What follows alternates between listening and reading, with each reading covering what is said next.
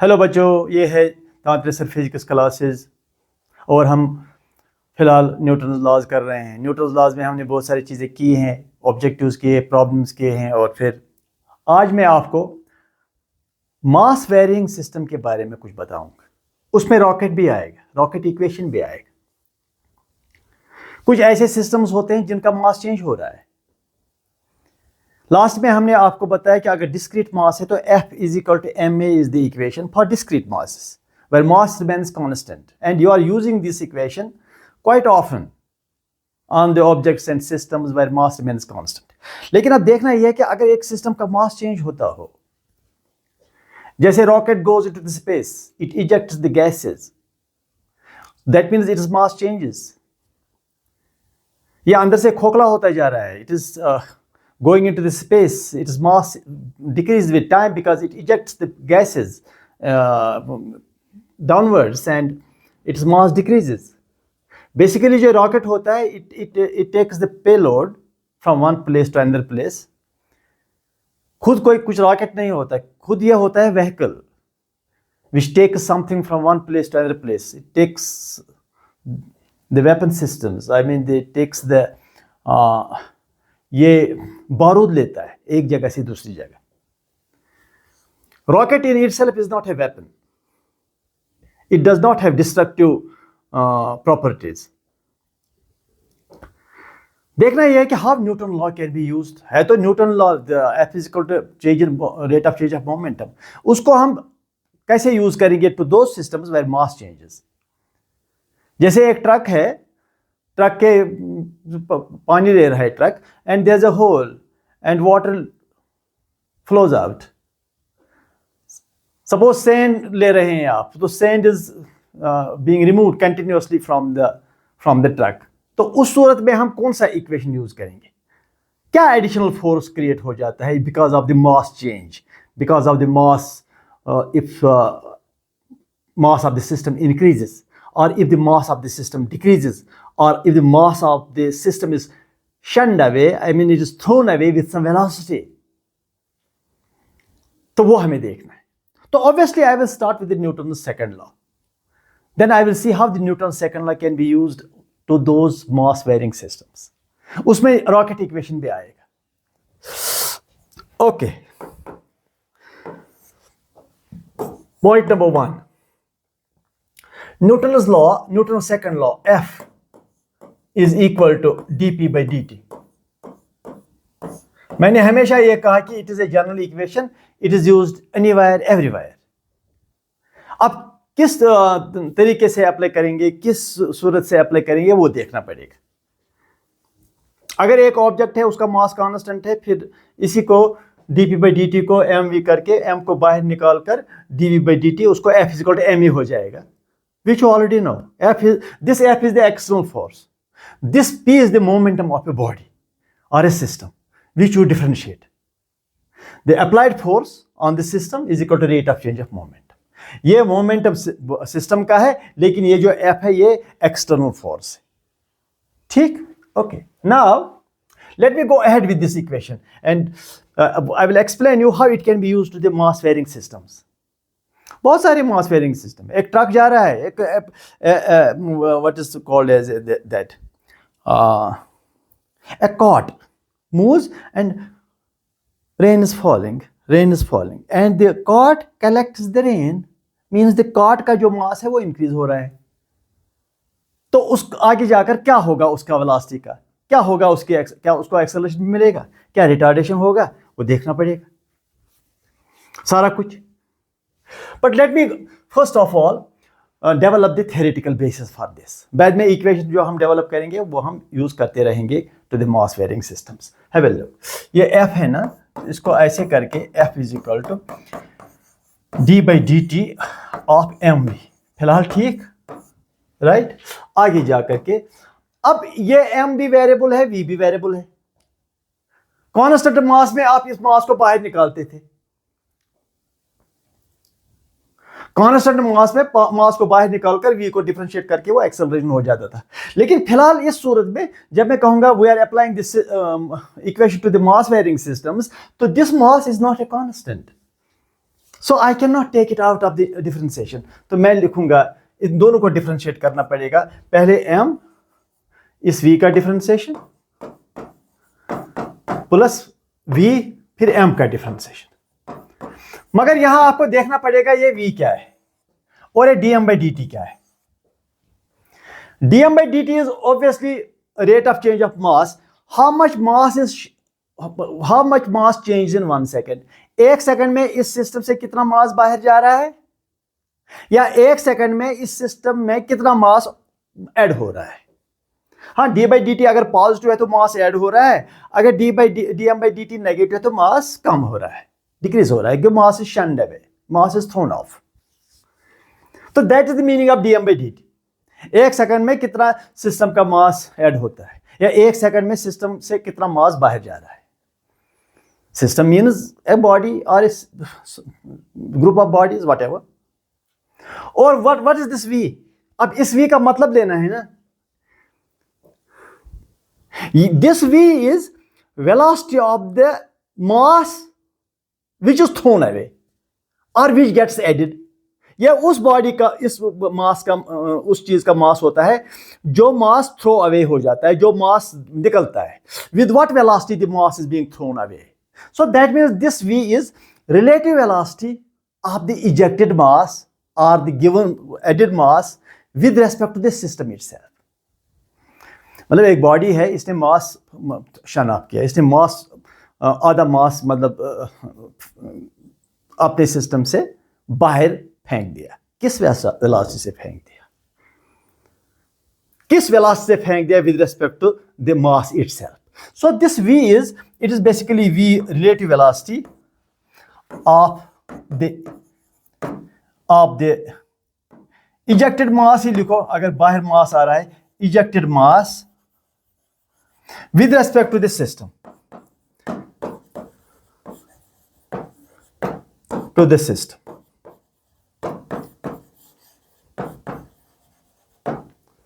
It is the velocity of the ejected gases। कभी rocket से अगर गैस निकल रहा है तो what is the velocity of the ejected gases?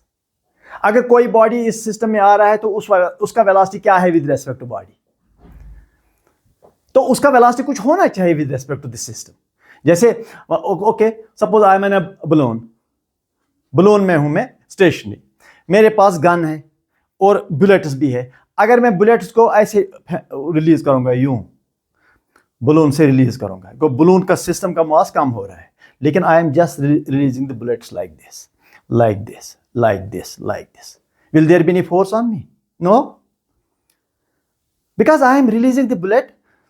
The velocity of the bullet released mass is zero with respect to this system, with respect to the balloon itself. So it does not have any velocity with respect to balloon. So अब imagine करो, suppose I have a gun, I am firing the gun from the balloon. So bullet is coming out with some velocity with respect to balloon. The balloon will get a backward force.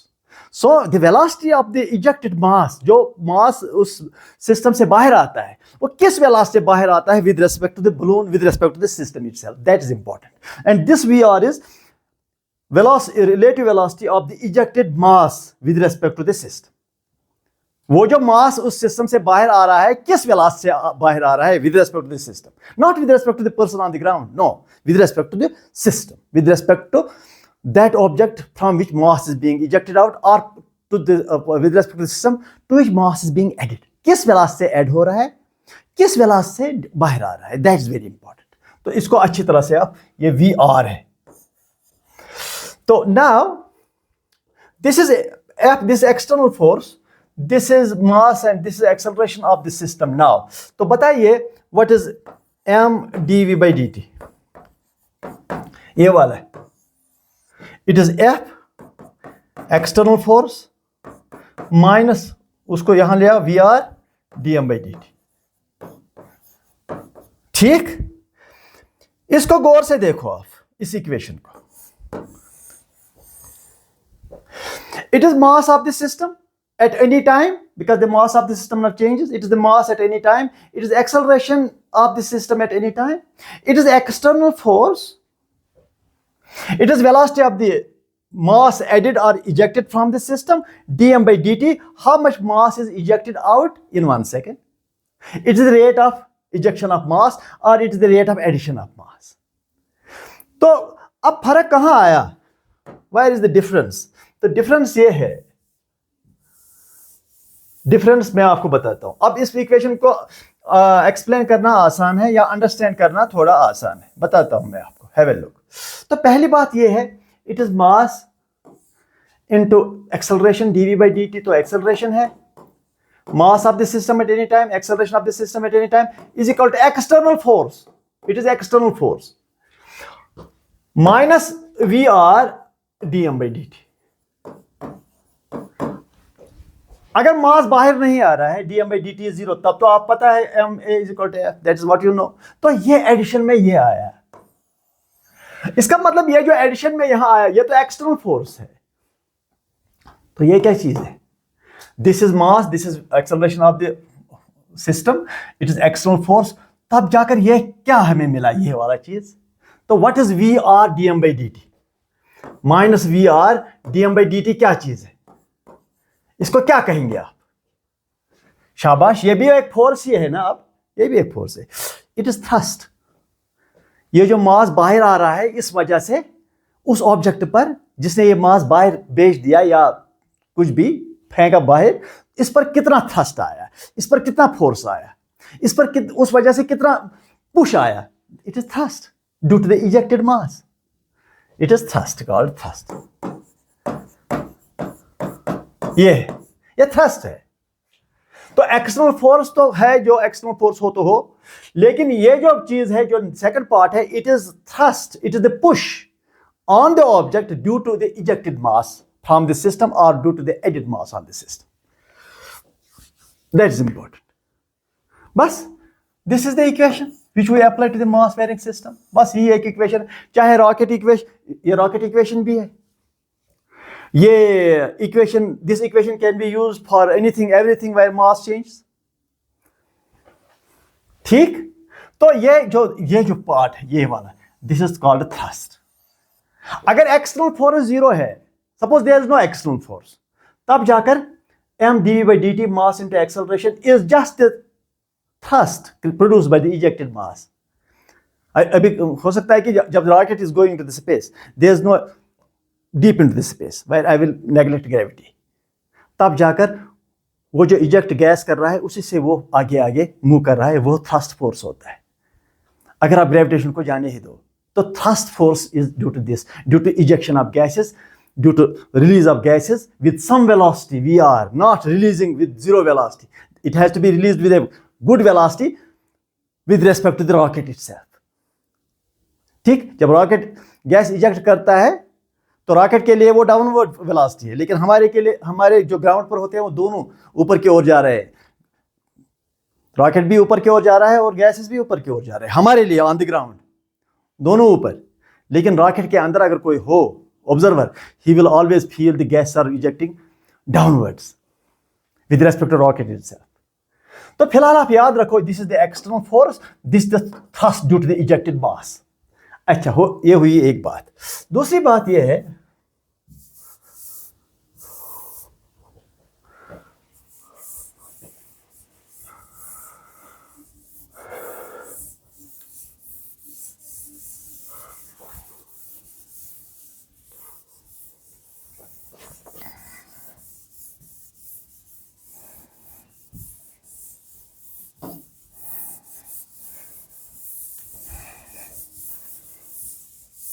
अच्छा, तो this is the rocket equation, और this may even be called equation for time varying, मतलब mass varying systems, right?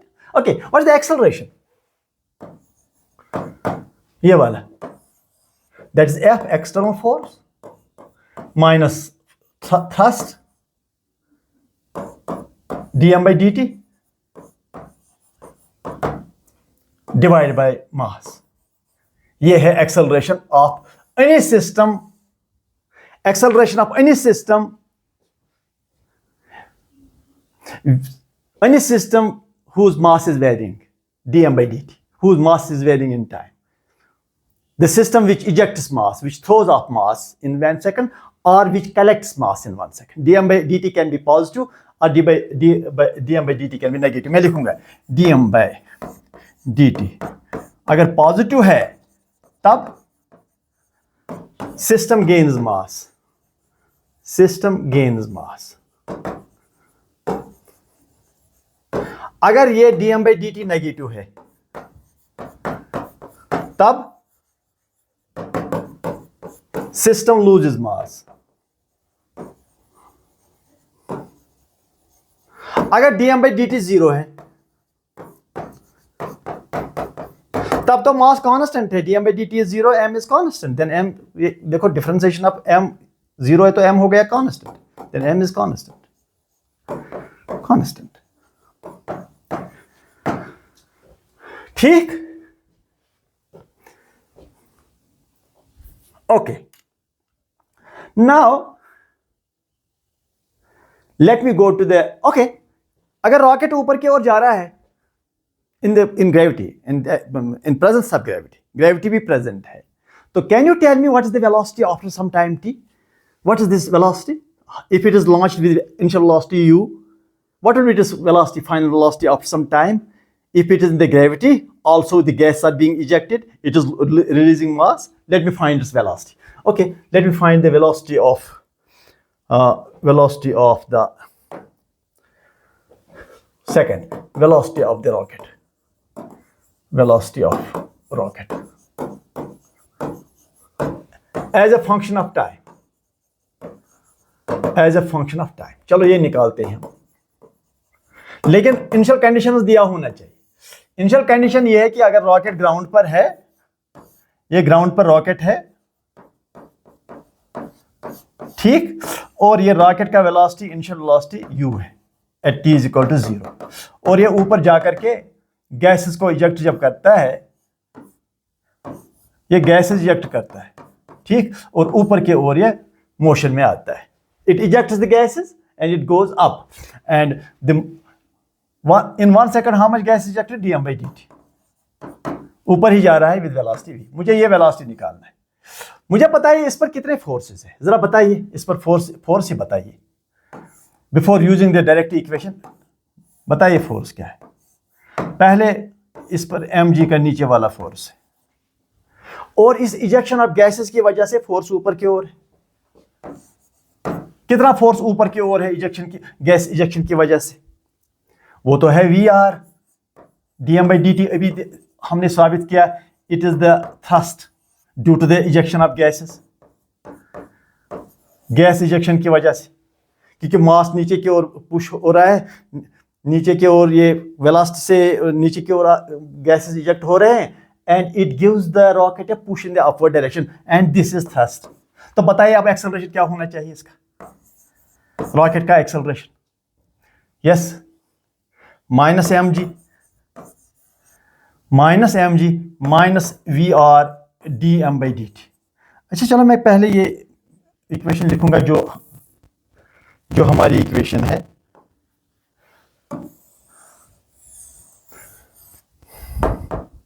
अभी जो हमने equation लिखा, ये वाला f minus VR dm by dt by m, ये लिखते हैं. m dv by dt is equal to, okay, f minus vr dm by dt. ठीक, all ठीक है. तो I want to use this equation to this case because this is also a mass varying case, a rocket. It's a rocket equation also. I say this equation can be used everywhere where the mass of the system varies. अब rocket में जब use करोगे तो उसमें क्या, उसमें ये जो F है ना, ये ग्रेविटेशनल फोर्स यहाँ पे देना पड़ेगा, because gravitational force is external force. बाकी तो इजेक्शन की वजह से ये ऊपर की ओर उसको थ्रस्ट मिल रहा है, लेकिन ग्रेविटेशन में तो है, तो ये F एक्सटर्नल जो है वो ग्रेविटी का आएगा. तो दूसरा स्टेप क्या करोगे, m dv by dt is equal to minus mg gravitational force minus vr dm by dt. मगर ये जो m है, this m is instantaneous mass, mass at any time. Initial mass जो रॉकेट का होता है वो दैट विल हैवी. इनिशियली तो ये बहुत भारी भरकम होता है, a good quantity of matter is inside, लेकिन ऊपर ऊपर जब जाएगा तो मास कम ही हो जाएगा because the gas are being ejected out, ठीक, at the rate of dm/dt। तो अब जाकर के what is dv/dt, that is m को डिवाइड करो minus g minus vr dm/dt by m। तो अगर देखा जाए vr/m dm/dt is acceleration due to thrust, इस थ्रस्ट की वजह से जो एक्सेलरेशन है, ये ग्रेविटी की वजह से ये acceleration total, gravitational acceleration downwards, और ये एक्सेलरेशन vr/m dm/dt, ये भी एक्सेलरेशन मगर ये अपवर्ड्स होगा क्योंकि dm/dt नेगेटिव होगा तो ये पॉजिटिव हो जाएगा बाद में, अपने हिसाब से ये पॉजिटिव हो जाएगा, लेकिन हम इक्वेशन करेक्ट लिखेंगे, नेगेटिव यहाँ पर, फिर dm/dt नेगेटिव, वो यहाँ से पॉजिटिव हो जाएगा। अच्छा, now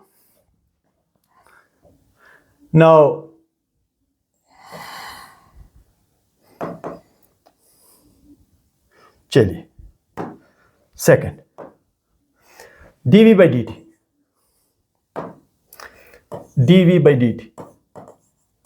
is equal to minus g minus vr/m dm/dt, right, ठीक है ना फिलहाल।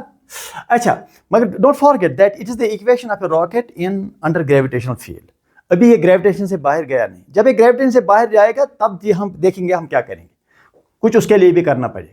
उसके लिए क्या करना होगा, Why can't you apply your mind quickly say, sir फिर इस g को जीरो करना है, बाकी करेगा ये काम, dm/dt आगे काम करता रहेगा, इजेक्शन ऑफ गैस काम करता रहेगा, थ्रस्ट फोर्स आगे काम करेगा, और g आपने जीरो कर दिया।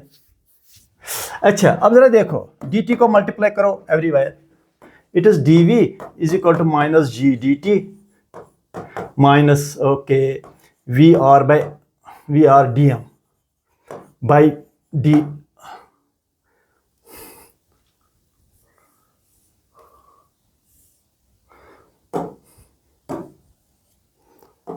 बाय m, क्योंकि यहां dt मल्टीप्लाई करोगे किया, यहां dt मल्टीप्लाई करोगे ये कट हो जाएगा तो dm/m हो जाएगा। अब आप क्या करेंगे काम, integrating both sides,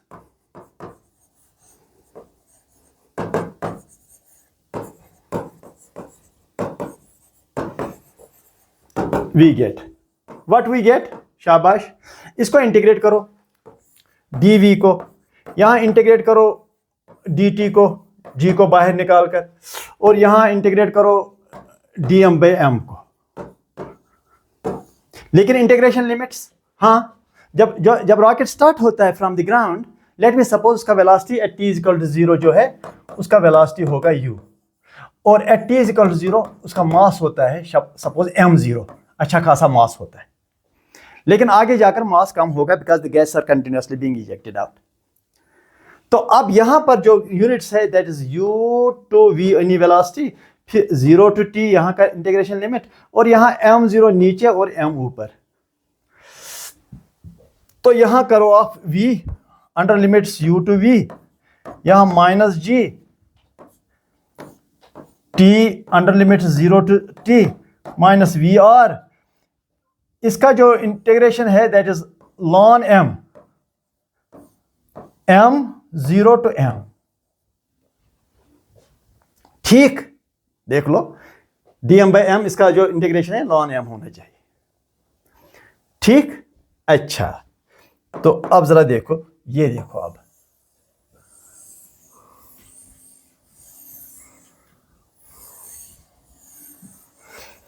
don't forget that what I am doing, I am trying to develop a rocket equation, what is the velocity of the rocket when it is fall into the space, ठीक, देख लीजिए आप अच्छी तरह से, it is v minus u is equal to minus gt minus vr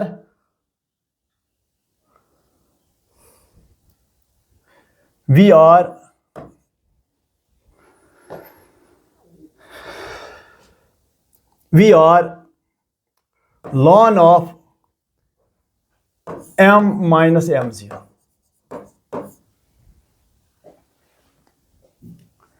ठीक, okay.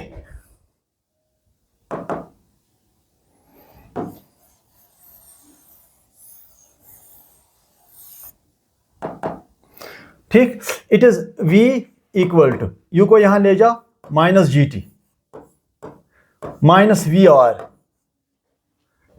ये गलत हो गया, ये गलत हुआ,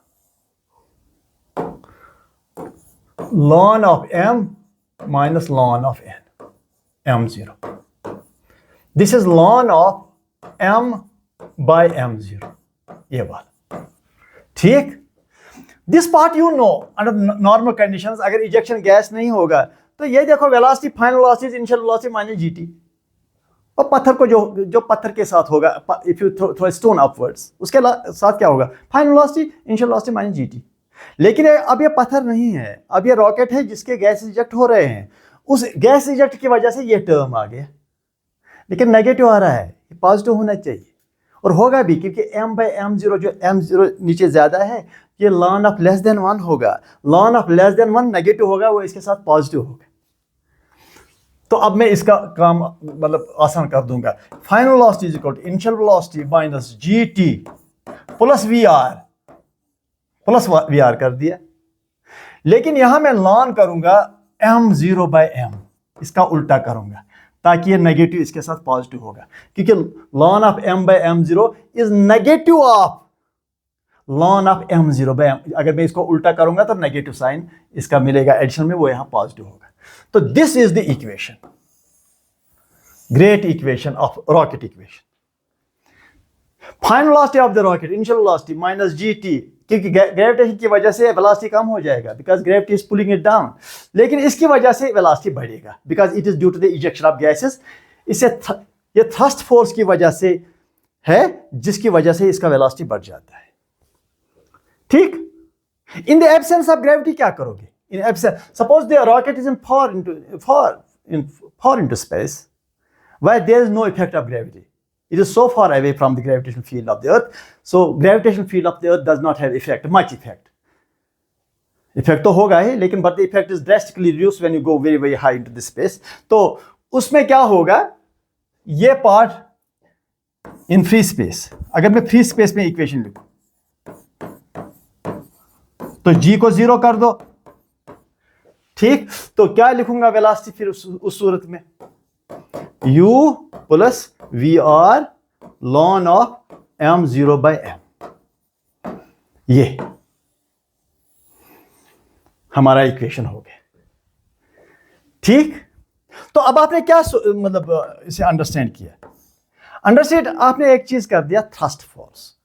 ये देख, अगर एक सिस्टम है, ये सिस्टम है कोई, यहां से एक मास इजेक्ट करता है dm by dt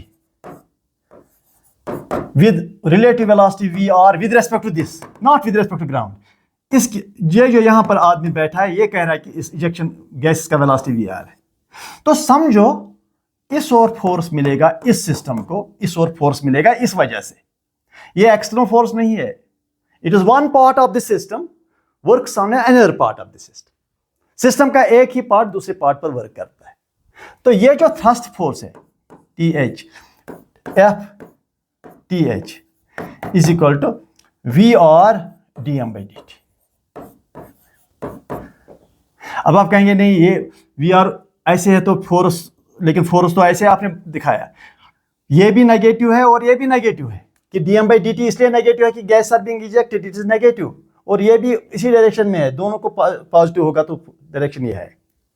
तो ये आप खुद भी सोच सकते हो, ऐसा कुछ नहीं है, आपको पता है कि अगर गैस इस तरह से इजेक्ट हो जाते तो फोर्स इस तरह से होगा, लेकिन मैथमेटिक्स को अच्छी तरह से समझोगे तो वो भी वही आंसर देता है, लेकिन कभी कभी कंफ्यूजन हो जाता है। आपने इसी VR को नेगेटिव कर दिया, आप कहेंगे नहीं F तो फिर इसी और होना चाहिए, VR की ओर, लेकिन देखो ये भी नेगेटिव दोनों पॉजिटिव, तो ये ऐसे हो जाएगा, इसका डायरेक्शन यूं आएगा। तो this is thrust force. What is acceleration due to thrust? Acceleration due to thrust is VR dm by dt by m, ये वाला। तो इस तरह से ये जो चीजें हैं, मतलब it works in all the mass varying systems, लेकिन हर जगह आपको अलग अलग तरीके से सोचना पड़ेगा। कभी कभी मास वेरिंग सिस्टम इतना सिंपल होता है, वहां इक्वेशन लगाने की भी जरूरत नहीं है, चलो, let me go to the examples. Example number one. Example number one, suppose मैंने ये एक कॉट है, it's a cart, it is mass is 4 kg, और इसमें एक बैग है, सैंड का बैग है 2 kg का, और सैंड जो है इट गेट्स रिलीज्ड डाउनवर्ड्स, और इस सैंड बैग का जो वेलोसिटी है 5 मीटर पर सेकेंड है, लेट मी सपोज, और sand is getting released downwards with 0.5 kg पर सेकेंड. आधा किलो नीचे 1 सेकंड में आ जाता है ऐसे डाउनवर्ड्स. बताइए what will be the velocity of this cot after 2 seconds. Velocity of the cot after 2 seconds. Velocity of cot after 2 seconds. बताइए आप. मास तो जा रहा है नीचे, किसी वेलोसिटी से भी नीचे जाओगा, चलो किसी वेलोसिटी से नीचे जा रहा हो, तो आप मुझे बता सकते हैं कि what is the velocity after 2 seconds. देखो यहां मैं आपको बताता हूं, ये जो सैंड रिलीज होता है, it is just released, it is not thrown with some velocity. इसका थ्रोइंग वेलोसिटी नहीं है. मतलब अगर इसका वेलोसिटी 5 है, जब ये सैंड का पार्टिकल नीचे आ रहा है, मुझे बताइए इसका फॉरवर्ड वेलोसिटी क्या है? 5.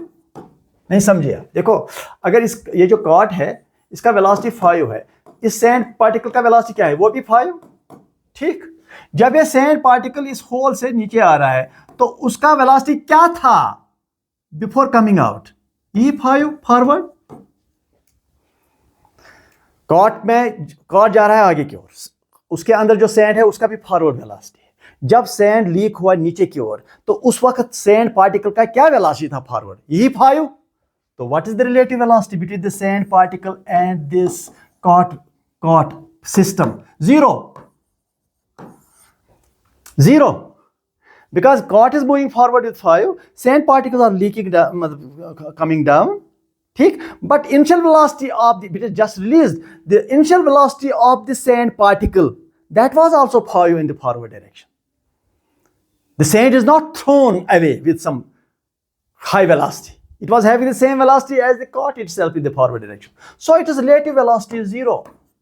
तो अब आप मुझे बताइए, what is the thrust force? External force तो कोई है नहीं. What is the thrust force? F T. बताइए. That was -VR dm by dt is equal to, ये 0 तो 0 हो गया. What that means thrust force is 0. What is acceleration due to thrust? Thrust force by mass, that is equal to 0. इसका मतलब इस system का acceleration तो होगा नहीं. देखो इस सिस्टम का इस सैंड को लीक करने से, नीचे जाने से इस सिस्टम का एक्सेलरेशन प्रोड्यूस हुआ ही नहीं, क्योंकि जो सैंड नीचे आ रहा है it is not thrown with any velocity with respect to this system. It is velocity with respect to the system is 0 because system has 5 velocity and the sand particle has also 5 velocity when it is released. So relative velocity is 0. That means the system will have continuously 5 meters per second as velocity. Its velocity will not change. लेकिन लगता है कि देखो ये, अब देखो अगर आप कॉमन सेंस में, ये सैंड अंदर था, अब सैंड नीचे आ रहा है, ये हल्का हो रहा है, हल्का होने की वजह से ये लाइट हो रहा है, तो light it will move faster. Wrong. That is the incorrect answer. The velocity will remain unchanged. The velocity remains unchanged because no acceleration. Velocity is unchanged.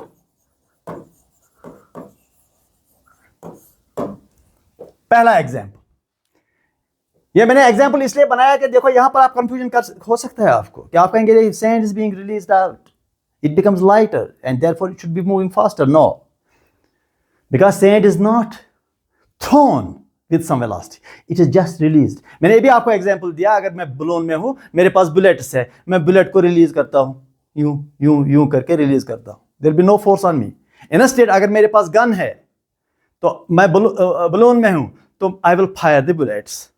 The bullet will come out with a tremendous velocity with respect to balloon, and balloon will move in the opposite direction. It will have a thrust force in the opposite direction.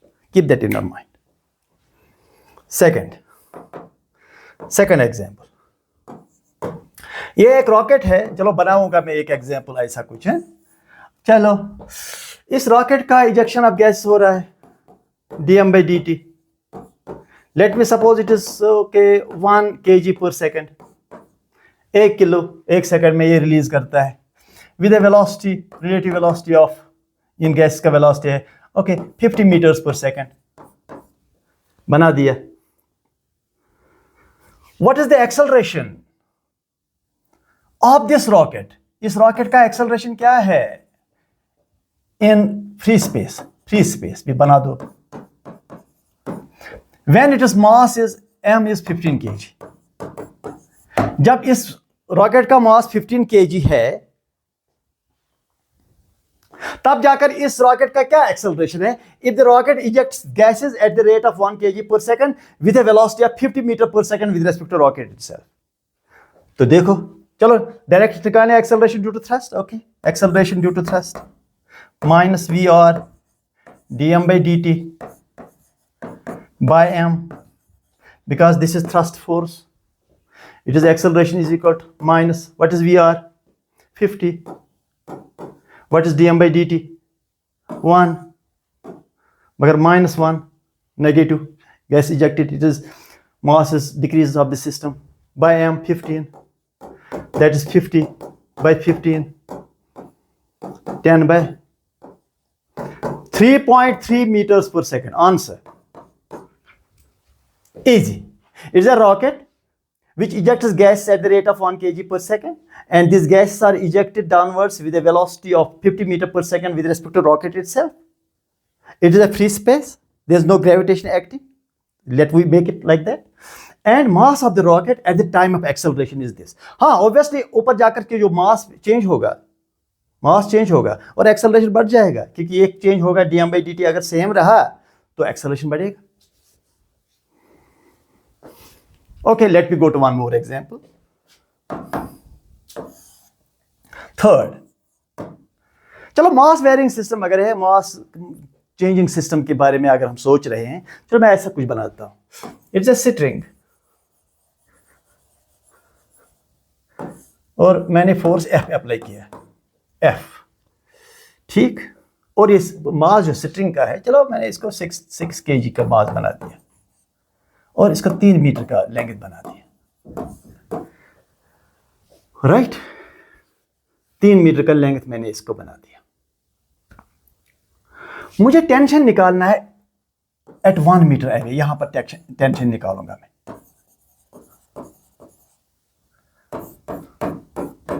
ये tension निकालूंगा मैं 1 metre.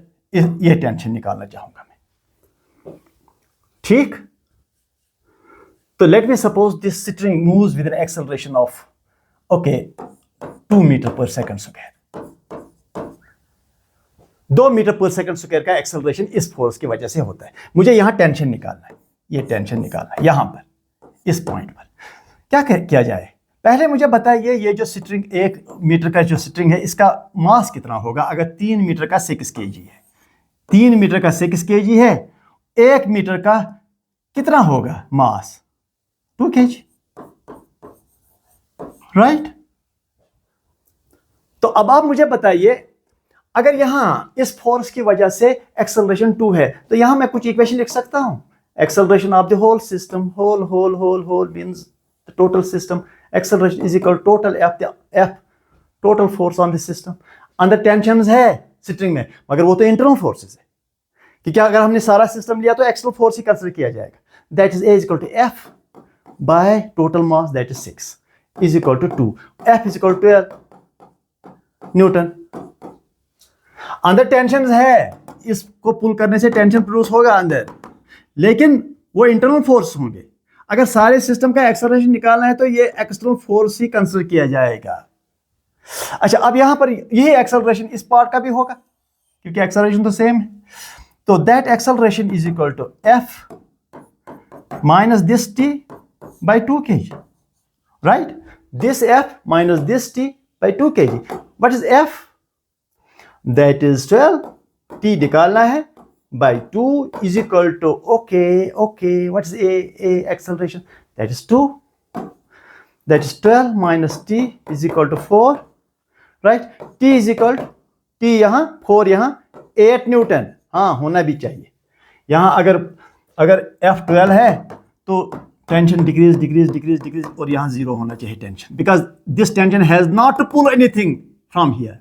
इस tension को ये पुल करना पड़ेगा, इस tension को ये सारा पुल करना पड़ेगा, इस टेंशन को ये पुल करना पड़ेगा, इस फोर्स को सारा पुल करना पड़ेगा।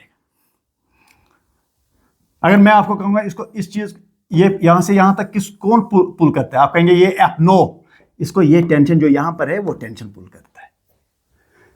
फोर्थ एग्जांपल,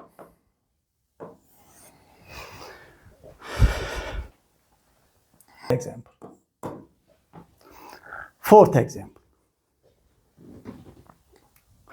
अगर मैं ऐसा कुछ बनाऊं, ये कॉर्ड है, चलो इस कॉर्ड का जो वेलोसिटी है, ओके, इसका वेलोसिटी 10 मीटर्स पर सेकेंड, और ऊपर से बारिश पड़ रही है और इस कॉर्ड के अंदर ये बारिश जमा हो जाती है, ठीक।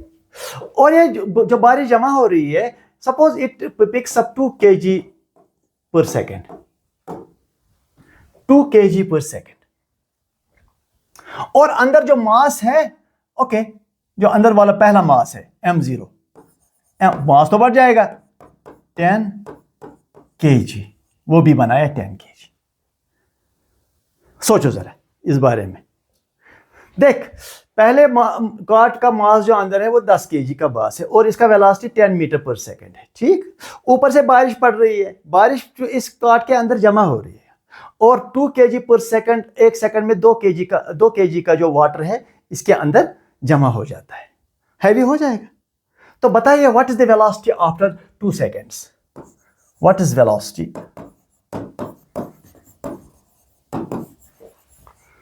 आफ्टर 2 सेकेंड्स, 2 सेकंड के बाद या 3 सेकंड के बाद, 3 सेकंड के बाद क्या वेलोसिटी होगा इसका।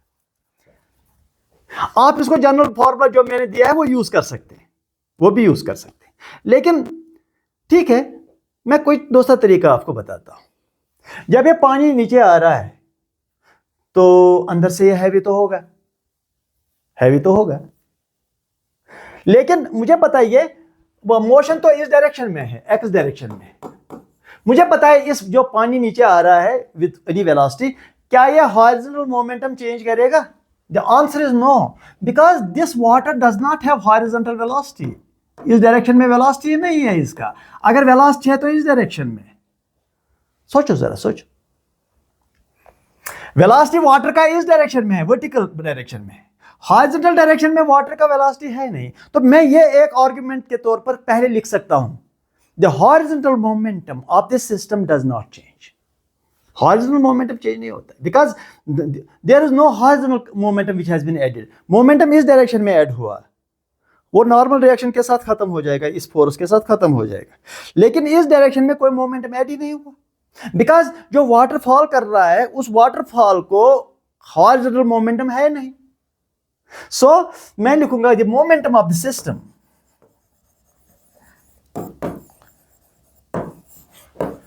of the system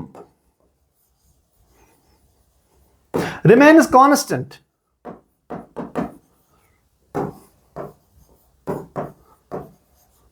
in x direction,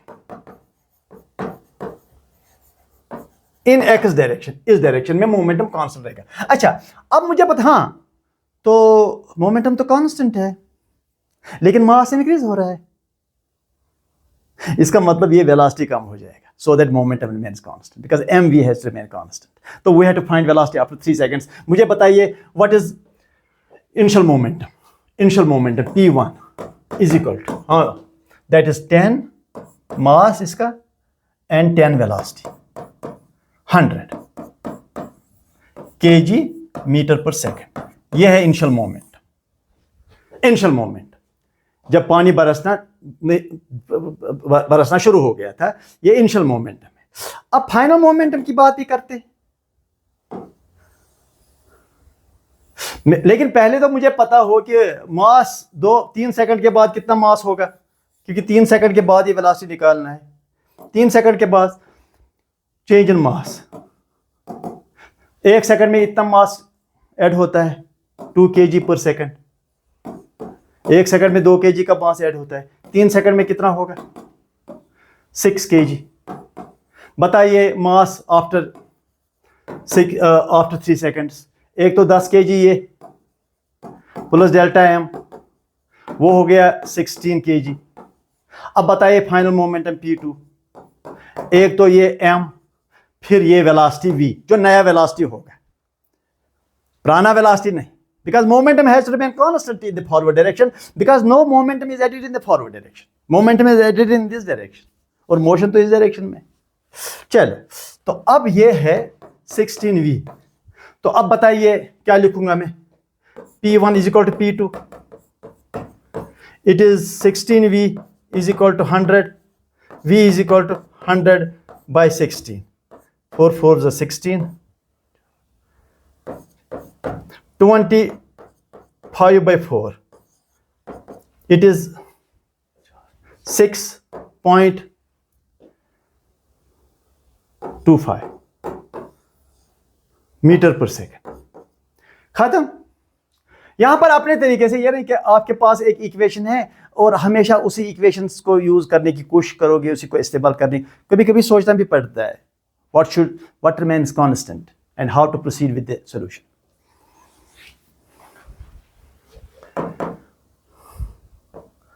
fifth,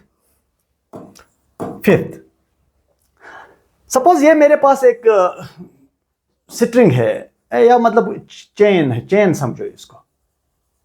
ये लेंथ L है और इसका मास M है, और मास पर length lambda is M by L। ठीक, ये chain it is on the table, ये टेबल के ऊपर चेन है। अब क्या होता है, ये चेन गिरना शुरू हो जाता है, ऐसे कुछ। फिर से ऐसे ही बनाऊंगा मैं। ये चेन गिरना शुरू हुआ, और कितना गिरा? सपोज x गिरा। जब ये x नीचे गिरा और बाकी तो टेबल पर ही है, L माइनस एक्स तो टेबल पर ही है, तो बताइए उस वक्त इसका वेलोसिटी क्या है? That is my question. What is what is the velocity of the chain when it slips off the top of the table by x metres. x metre ये नीचे आया, तो वेलोसिटी क्या है उस वक्त?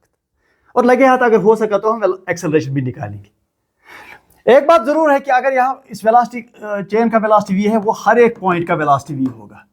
Every point of the chain moves with velocity v, because the chain is an integrated lot, it is an integrated system, it is a system which is connected, इसलिए हर एक पॉइंट का वेलोसिटी ही v होगा। ऐसा नहीं कि यहाँ v है, यहाँ कुछ और है, यहाँ कुछ और है। v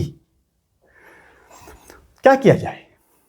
हाँ, इसको मैं एनर्जी कंजर्वेशन से करूंगा।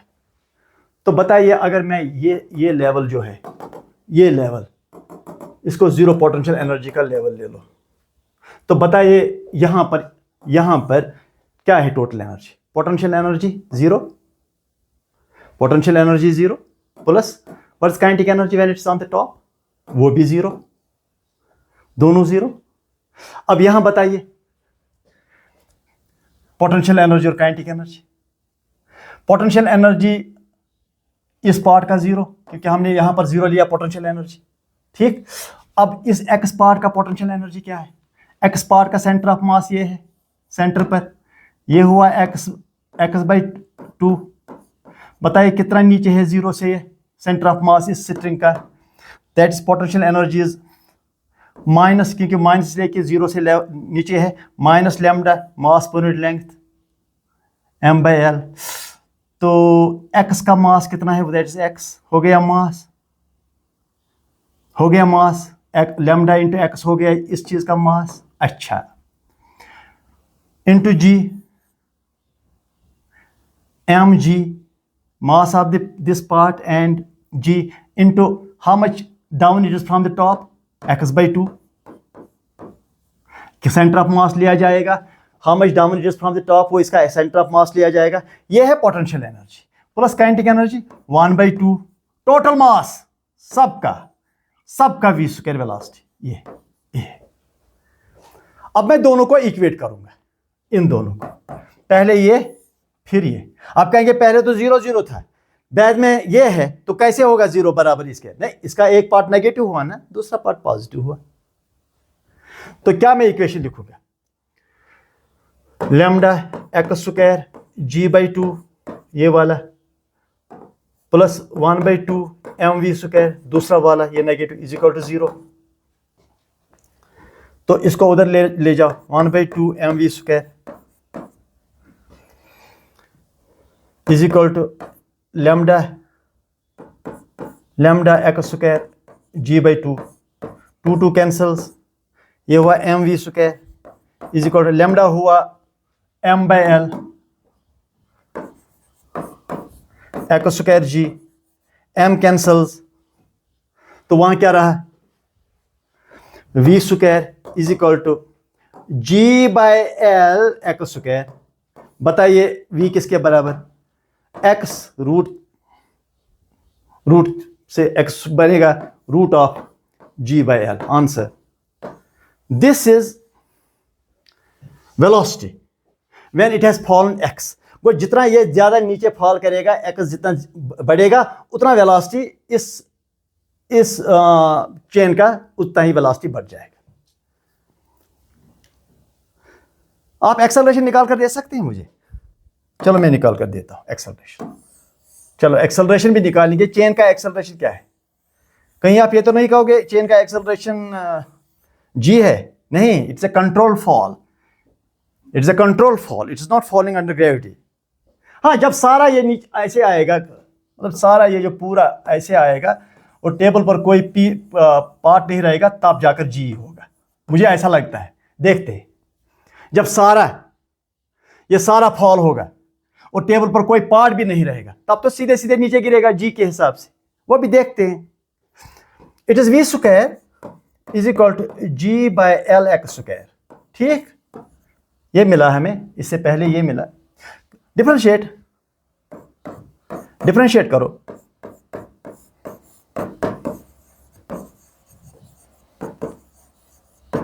इट इज 2v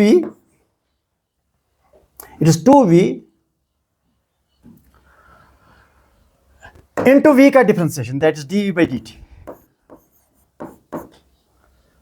2 नीचे v, फिर v का डिफरेंस dv/dt, क्योंकि हम टाइम के साथ डिफरेंशिएट कर रहे हैं। ये सिर्फ 2v नहीं चलेगा, इसको v को भी डिफरेंशिएट करना पड़ेगा। g/l constant, 2x into x का डिफरेंशिएशन, दैट इज dx/dt। ठीक, ये हुआ 2 और 2 कैंसिल होगा दोनों साइड से। It is v into acceleration is equal to g/l x, ये वाला, into dx/dt, वो भी v हुआ। तो v और v कैंसिल, ये dx/dt v हुआ ना, इस v के साथ कैंसिल होगा। तो एक्सेलरेशन किसके बराबर? g/l into x। आंसर। तो ठीक है, अगर ये सारा x जो है वो l के बराबर है, मतलब ये सारा टेबल से यहां तक नीचे आया, मतलब टेबल खाली हो गया, तो अब स्पेस में है सारा कुछ। इसका मतलब जब when x is equal to l, यानी कि ये जो x फॉल हो रहा है ये पूरा l ही है, तो यहां l लिखो, l कैंसिल g। ठीक है, दैट्स करेक्ट। क्योंकि अगर पूरा चेन ही टेबल से नीचे आया, टेबल पर अब कोई चीज नहीं है, तो इसको होल्ड कोई करेगा नहीं। ये जो टेबल पर जो चेन है, ये इसको होल्ड करके एक्सेलरेशन बनाता है g से कम, क्योंकि ऊपर का होल्डिंग है, इट होल्ड्स अप, पकड़ के रखता है इसको, ताकि ये नीचे गिरे लेकिन g के एक्सेलरेशन से कम। तो अगर आप ऊपर होल्ड करने के लिए कुछ बाकी रहा ही नहीं, ये सारा वर्टिकल आ गया, तो g होना चाहिए। तो इसका मतलब x को l रखूंगा तो l कैंसिल g हो जाएगा। These were few examples of varying mass systems। तो आप कहेंगे ये कहां वेरिंग मास हुआ? हाँ हुआ, क्योंकि मास ऊपर नीचे चेंज हो रहा है, इसलिए मैं इसको वेरिंग मास में ही लाता हूं। These were few examples which I have given you on time varying or mass varying systems. Continue to watch my lectures. I am here uploading lectures all the time and every day, and you will certainly be benefited and you will get prepared for national examinations. Thank you.